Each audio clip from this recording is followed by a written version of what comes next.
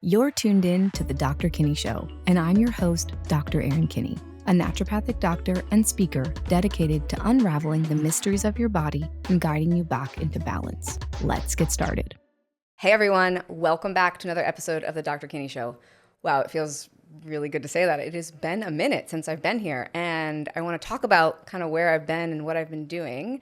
If you've been following me for a while, you know I've been working on a book, and at the time of recording this, the book comes out in about 5 weeks, or maybe 4 weeks actually. So I have it here. It's called the Cortisol Cure, and today I'm going to talk about the whole process of getting a book deal, writing a book, launching a book, because I think it's kind of cool. But I want to talk about kind of why I intentionally took a pause from the podcast. This year in 2026, my word was presence. And you know I'm big on picking a word for the year. Like, I think it's always kind of fun. I think I've done a couple episodes on that. But in the word presence, I really wanted to be fully present in every part of this book launch thing that I've been doing, while continuing to be present for my kids, for my partner, for my patients, for my staff, for all the people that I want to be present for, right? So I took a pause from the podcast. And, you know, I think I took a pause last year for a little bit too. And I was thinking about that this morning as I was kind of prepping what I was going to talk about. And sometimes we think we need a short break, maybe a weekend off or an hour off. And sometimes that's actually not enough. So I think I just want you to listen to that and think, hey, if you're tired or feeling burnt out with something or feeling like you need a pause, take a pause. And it's okay if the pause needs to be longer than you thought it might have needed to be. So just a little message there. Okay, so I want to talk about what the book process looked like for me, because it's actually kind of a cool story and it has another cool lesson in there. So let's go back to 2023. In 2023, I was out in LA for a work trip for a conference. And I met this woman who was teaching a writing workshop. And specifically, she was teaching this writing workshop on how to write a book proposal, which is basically a business plan for a book. And we were chatting, and I was like, oh, this sounds kind of cool. I think I'm going to sign up for this. So I signed up for this book writing proposal course. It was really great. I loved it. I met some really cool authors and who were doing really cool writing things. And I wrote the proposal for the Cortisol Cure. And then the woman who was teaching this course was like, hey, I can help you, introduce you to some agents and shop it around. And I was so excited. And I was like, I'm going to write a book. I'm totally going to get a book deal. And at that time, all I got was a bunch of no's, like a lot of no's. I submitted to a lot of places. And it was, oh, your platform's not big enough. You'll never get a traditional book deal. You need to run an online marketing summit. It was a lot of things. And I was like, oh, maybe I'm not going to get a book deal. Like, maybe this is not for me. So I literally tabled it. And it was interesting timing because around the same time, I started dating my now husband, Jason. And so I feel like it was easy for me to put that goal aside and be like, you know what, I'm just going to focus on being happy. So I did that. We had a, beautiful relationship start, and fast forward a year and a half later, we had then gotten engaged, we'd moved in together, and I feel like my personal life was in a really, really good place, and I was really settled, really happy. And I get this email kind of out of the blue. It was like, hey, did you ever find a home for your book, The Cortisol Cure? And I was like, no, I didn't ever find a home for it. And this woman emailing me was from a small publishing house, and she goes, well, we're interested in it. Do you have an agent? And I didn't have an agent. And so she gives me a list of agents. I immediately call them. I love the first one I call. I sign her because she's like, I can get you a book deal in the next week. And sure enough, this woman got me a book deal within a week. It was just a really interesting lesson to be like, hey, I really wanted this back in 2023, right? I'd actually been thinking about writing a book for a while. But at that point, I was like pushing really hard. I was like, I'm going to do this. I'm going to force it. This is how I want to do it. And it was a lot of no's. And I think there was a couple reasons why it just showed up a little bit later. One, I was happy and I'd kind of let go of pushing so hard with this idea. And two, I think the timing was better. One, the world was really ready for a book about cortisol, and the timing was better in my life, right? Like, I think in 2023, if I'd had to start writing a book, I wouldn't have had the space to do it or the time to do it.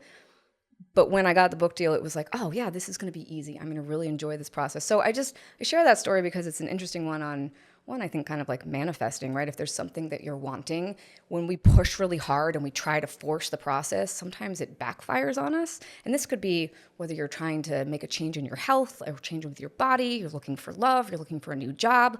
Because I think the answer is when we're trying to, create anything in our lives, you're going to get what you ask for. But you have to relax and trust that it's going to show up on the right time. And I think this really does apply in the physical body sense too. Like when you, again, if you want better energy or if you want to be sleeping better, when we push too hard and we worry about it too much, it's not going to happen. So Point being, if there's something that you're asking for in your life, right? Again, whether it's something with your physical body, sleep, mood, energy, or a bigger goal in life. Again, you want your dream job, or you're looking for love, or you want a new car or a new house. Ask for it and then trust that it's going to show up. So anyways, that's my little message about that, because I think it was a really great, this book process was a really great reminder for me that we do always get what we ask for. We just have to kind of get out of the way and let it happen. So I next want to talk about what the writing process looked like for me, because it was kind of cool. It's funny, I am actually a really big introvert, which it kind of took me a while to really be okay with that with myself, because I have a really extroverted job. Talk to people all day, and I love doing extroverted things. I love people, I love speaking, I love podcast stuff, but it takes a lot of energy out of me, right? And the difference between extrovert and introvert. Introverts, people drain them, and extroverts, people give them energy. So I've had to really kind of sit with myself and be like, hey, if I want to keep up with this extroverted world that I, have kind of put myself into, I have to make sure I have a lot of downtime. And writing the book was so much good downtime for me. I blocked 2 days a week where all I did was write. And, it's funny, I think people all write differently. Some people write for hours in the morning and then they go to work and then maybe they do it in the evening. I needed a full day. I couldn't get into it and then pop to work and then get into it. But I really enjoyed that time because it was time I didn't talk to anybody. I just got to be focused on my writing. So it was a really cool process. I really enjoyed the writing part. So I spent about 9 months writing it. And then you go to the editing portion, which everybody told me the editing part was going to be really hard and terrible. And it was definitely different. It wasn't the same as writing, like the creative flow part. It was a little more nitty gritty, but I didn't find it to be as terrible as everyone said it to be. I kept being like, when's it going to get stressful? And it was funny, I worked with a coach and she was like, well, I think you're not struggling with it because I set the intention, and you guys know I'm big on setting intentions. I was like, I want this process to feel easeful and fun, and I really want to enjoy it. And so anyways, I actually enjoyed the editing process more than I thought I was going to. And then this year in 2026, so all that happened in 2025. And this year has been really about marketing the book and getting ready for the launch, which it's been a lot more than I would have thought it would have been. But that's, again, why I kind of took a pause from the podcast, because I really wanted to focus on every part of that. So I'm going to talk now about the book. I think I've touched on these concepts over the years on the podcast because this, idea has been kind of noodling around in my head for a while. So the book is called The Cortisol Cure, as I mentioned, and it's based on this idea that cortisol is not the enemy. It is the most important hormone, in my opinion, in the body. It's what gives you energy. It wakes you up in the morning. It's your body's natural version of prednisone. It helps reduce inflammation. In short, it's kind of your body's fix-it hormone. And so I have this framework in the book that everything kind of relates back to, and I call it the cortisol bank account. So if we think of cortisol as being the currency that your body uses to spend on stressors or just to spend on doing anything. Anytime you do anything, whether that's me sitting here recording this podcast, or I'm driving in traffic, or I'm taking care of my children, or I'm emailing, or I'm staring at Instagram, those are all energy or cortisol spends from my account. And anytime I sleep or you do anything that activates your parasympathetic system, so anytime you're resting, you're earning cortisol back into that bank account. And so my goal with this framework was to really simplify how we think about stress. And I think a lot of us think about stress as being this bad, scary thing. But really what I want you to take away, or readers to take away from this, is stress, all it is an energy spend. And so stress is not inherently good or bad. If we think about exercise is an energy spend. It's stress to the body, but it's still good for you, right? There's a lot of benefits from it. So, and I think about my current life right now, my two biggest stressors are my work and my kids, both of which I absolutely adore, but they're my biggest energy spends, right? So it's looking at stress from a little bit of a different lens. And it's also like starting to help you realize, where am I spending my energy versus where am I earning my energy? And the main message is, when you start to consistently earn more energy than you spend, that is when your body has the energy to heal whatever you need to heal, right? And when we are spending more energy than we earn, that's when the body gives you symptoms. And the book dives really into detail, like why and how those symptoms show up when you're in a cortisol deficit.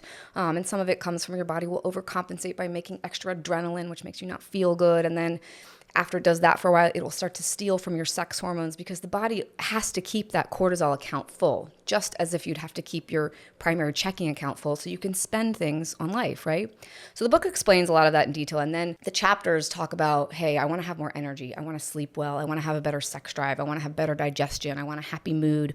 So you can flip to each chapter and be like, hey, I'm really struggling with sleep. How does my cortisol bank account and cortisol in general relate to that? Or how does it relate to my libido? Or how does it relate to my mood? So it's a pretty easy read. I've had some great feedback on the book, that it's really accessible, and the things that I recommend in the book to help you learn how to balance your cortisol account, they're simple, and most of them are free. I talk some about supplements, but a lot of them are lifestyle practices, and so they're things you can easily build into your life, which I think a lot of us, I hear this a lot from patients where they tell me they're stressed about their stress. They're like, I don't know how to manage my stress. I don't know what to do. My doctor told me I'm feeling bad because I'm stressed, but I don't know how to fix it. And this book really gives you a guide on how to, one, take the stress out of stress and help you figure out, how can I keep my energy or my cortisol bank account balanced? Because again, when you start to do that, you feel better, right? Your body has the energy it needs to fix things.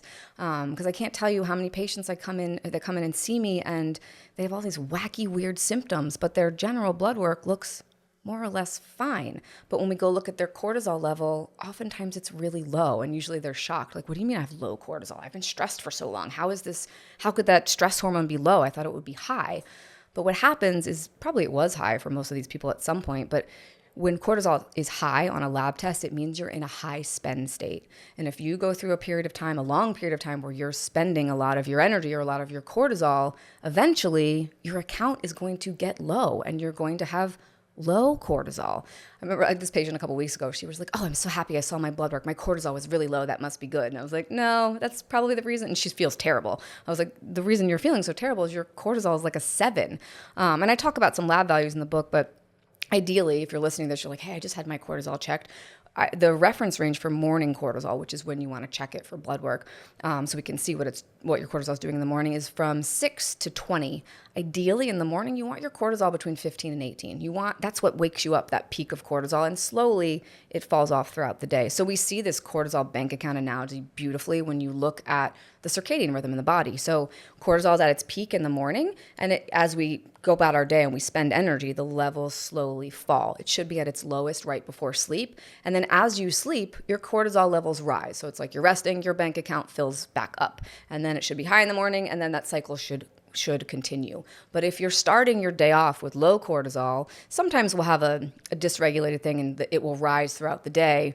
But if you're starting your day off low and then you've got nothing to spend from. And so that it doesn't feel good, right? And it's interesting, like I share in the book a lot of my personal journey, because I have burnt out many, many times before. And I think I've shared that over the years on the podcast.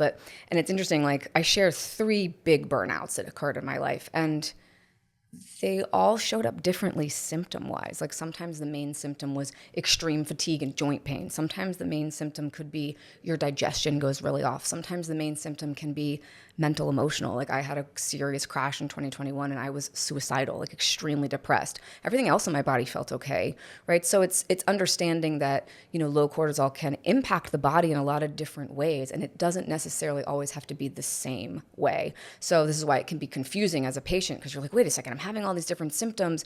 Something else might be wrong. But sometimes it literally is your body is just running on empty. So again, I wrote the book for you to kind of start to understand that stress doesn't have to be complicated, and helping your stress levels in your life, there is an easy way to look at it, and there's a way that you can look at it where, again, it's just like balancing your household budget. You got to make sure you have as much coming in as going out. And sometimes we want to have a little more coming in than going out, especially if we're struggling with something or trying to heal a symptom in the body. So again, if you're listening to this before September 22nd, the book is not quite out yet, but it's available for pre-order pretty much anywhere you can order books. And if you are listening to it then and you do pre-order the book, if you go to my website, which we'll put in the show notes, drerinkinney.com, you can actually upload a receipt for your book, and you can get a free year access to a community that I've created called the Cortisol Cure community, where we take the concepts from the book and we dive a little bit deeper. There's tons of extra resources in there that you can download and access. I've got exercise guides, dietary guidelines. We dive a little bit deeper into what I call internal stressors, stealth infections, nutrient deficiencies, all of those things, kind of how to talk to your doctor about this. And we have weekly calls, live calls with myself. We do Q&As. So it's a really valuable community. And if you pre-order the book, you get access to that community for free for a year. If you're listening to this after September 22nd, the book is now available and you can buy it. You can still join the Cortisol Cure community. It just has a monthly cost of $19 a month. So anyway, so that's all the details about where you can find the book. And the book is why I've been absent for a little bit, but I'm excited to be back, and you'll probably see me on a lot of other podcasts over the next little bit, so check those out. And it's another reason I've been heavily recording with other people, which has been really, really fun. I've been on some great shows, had some great conversations with guests, and so anyways, I'm excited to be back. Excited to have you listening. And next week, we're going to dive into, at the beginning of the book, I have a test in the book. It's called the Cortisol Debt Assessment. And it kind of gives you a score to assess. It's almost like your credit score. It's your cortisol score. And so I'm going to talk about how to take the test, where to take the test, and what your score may mean. So don't forget to tune in next week. See you guys then. Thank you for tuning in today. If you enjoyed this conversation, be sure to connect with me on social media to find more helpful tips and information. You can find me at Dr. Kinney on all of the platforms. And please be sure to subscribe and leave a rating and/or a review. This helps grow the show so more people have access to this knowledge that leads to empowered healing. Love and light, and see you next week.